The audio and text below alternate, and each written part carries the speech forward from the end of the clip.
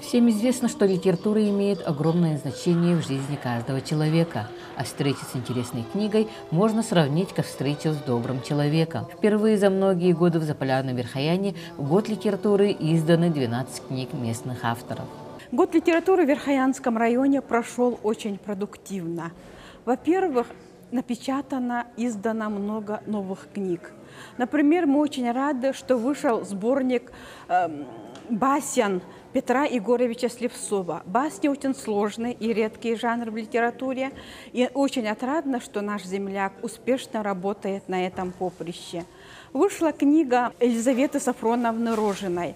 Она пробует тебя и в поэзии, и в прозе, и в публицистике, и даже в драматургии. И блеск, и шум, и говор бала. Действительно, как будто сквозь трескучий мороз прорвался через многие годы удивительный танец-вальс. Так, последним аккордом завершения года стал первый литературный бал, на который пожаловали писатели и поэты, и их литературные герои.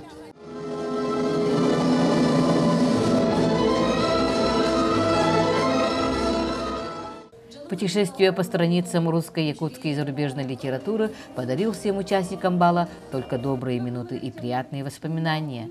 Можно сказать, что зрители получили огромный заряд энергии и творческий позитив на весь текущий год.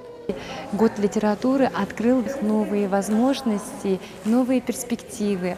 У нас в этом году, кроме этого, еще много открытий в сфере литературы. Это наши поэты. Кроме этого, наша библиоэстафета этого года посвящена тоже была году литературы по произведениям наших местных поэтов. В этом году мы издали 12 книг. Это для нас, верхоянцев, хороший результат. Следует отметить, что год литературы в Верхоянском районе поистине стал годом открытия новых имен и воплощения творческих идей. Можно сказать, что верхоянцы достойно завершили год литературы, а впереди читателей ждут не менее интересные страницы новых книг. Альбина Павлова, НВК Саха, Батагай.